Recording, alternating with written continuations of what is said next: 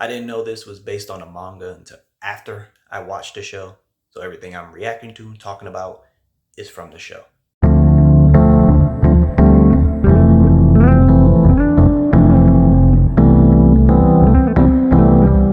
Hello, welcome to Just My Thoughts. I'm your host Khaleel Ward. On this episode, I'll be talking about a Netflix show, Parasite the Gray.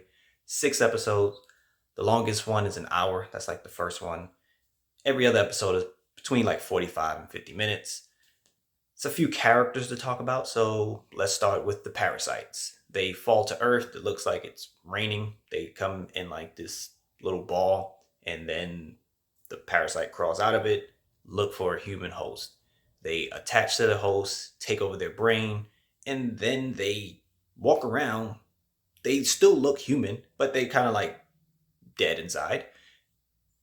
And they attack humans when they feel like they're being attacked. And that's the cool part. Their face opens up. So like it looks like a slit is happening on their face. It opens up. You can see that they have eyes, and then they have like these tentacles, and they can make them really sharp, or they can make them into like blades. And that's how they attack people. That's how they fight. And so they are trying to find all their kin, meet up. They have like different nests, and they have a symbol that they draw on the nest to, let people know, hey, this is where you can come. And they're trying to get their numbers up and wipe out the humans. That's their goal. Simple. We're going to talk about the commander of the Gray, which is a special unit that was put together to hunt down these parasites, take them out. It's led by this particular woman.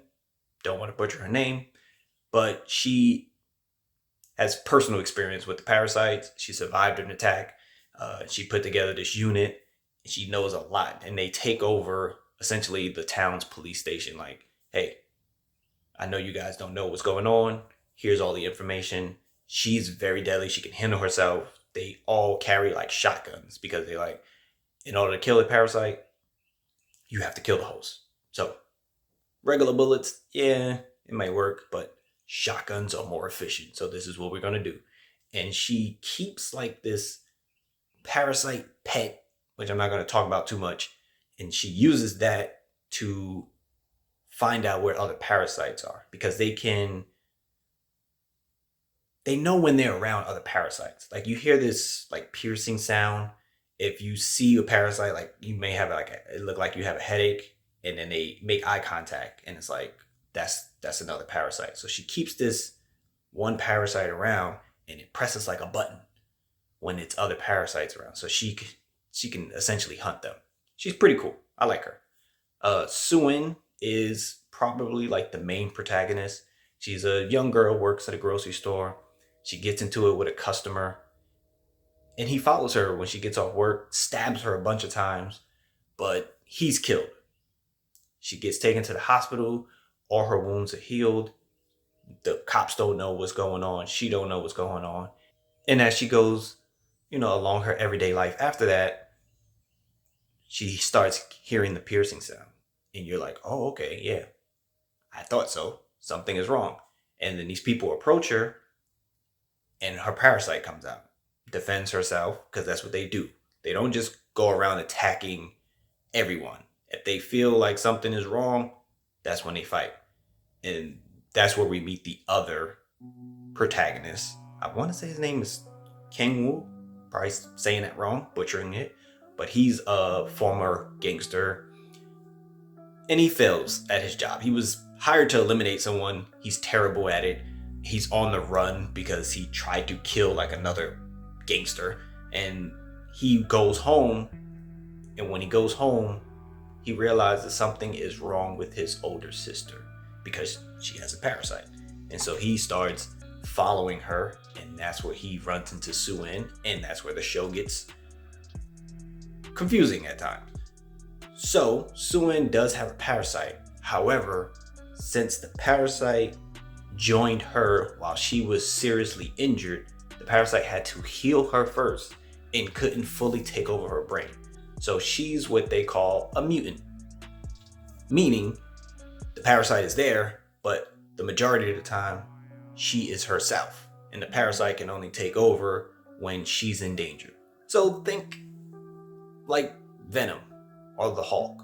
You know, they communicate with each other, which is pretty cool because they can write in a book and then she can fall asleep and then the person inside, who they call Heidi, can answer her questions. So they have like this bond where Heidi is constantly protecting Sue-Ann. So you have all these characters. The Grey Commander, of course, wants to kill all the parasites. She wants to hunt them down. Sue-Ann and Kei Wong, they just want to survive, you know, and they get caught up in all of this because she's technically a parasite. I thought the show was cool. I thought it was really well done because you are invested in these characters. Sue-Ann's been through a lot, even before she gets stabbed by this crazy guy and becomes a parasite host. She has been through a lot in her life, and I like how they slowly show us everything that she's been going through. Kei-Woo, he is, and when you first meet him, he is a quitter. That's what he is. He's essentially, he wants to run from everything. And as the story builds, you start seeing him make better decisions and not always choosing himself first. The commander, of course, she's hard-nosed throughout the show. And her whole thing is parasites are bad. They need to die because of what happened to her. But then she has her moments where she can think about the big picture. And the show does a good job. It doesn't overstay its welcome. 6 episodes is fine for this story because it moves along, I would say.